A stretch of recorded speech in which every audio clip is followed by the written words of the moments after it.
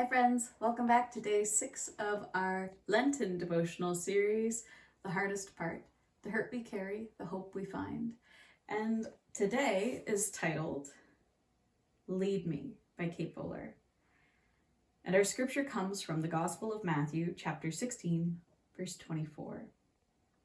Then Jesus said to his disciples, "If any of you wants to be my follower, you must give up your own way, take up your cross, and follow me."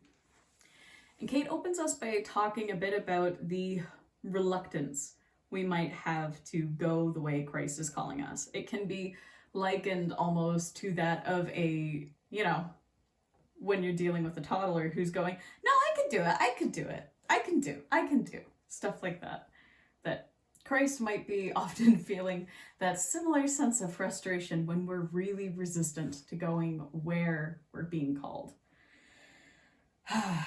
It asks us to love the person we'd rather not, to listen longer than we'd like, to advocate for those on the margins. It means forgiving again and wondering, seriously, is there a punch card for this? These are some of the things Kate's reminding us that when we see people in the world living the best way they can, living with love, generosity, peace, compassion, kindness, mercy, grace, it doesn't make us want to pull away. It makes us want to join in. It makes us want to be part of something that we see as good.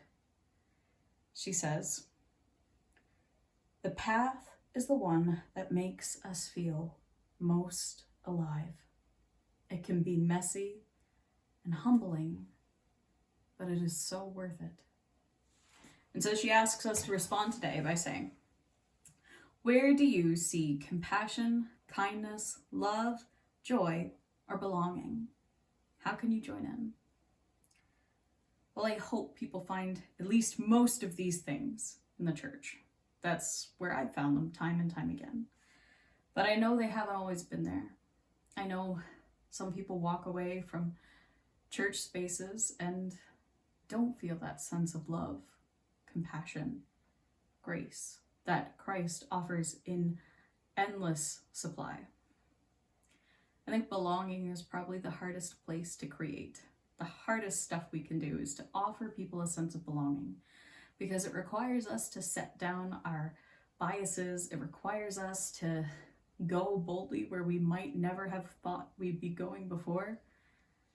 It calls us to put in a little more work into our faith than we ever thought we would be doing. And in a day and age where it's really easy to put it on the back burner, God calls us to be right there in front. It's hard. It's messy. It's humbling. But it makes us feel alive. And so here is our blessing today for moving forward anyway. Blessed are you who feel so stuck.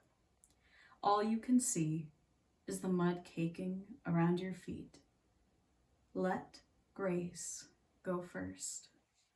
Let it carve a path, however small, and show that even the tiniest efforts can multiply in love.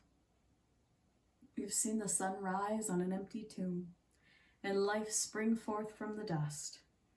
So all things considered, maybe we could finally believe that something good could come from this day, this life, these weary limbs of yours.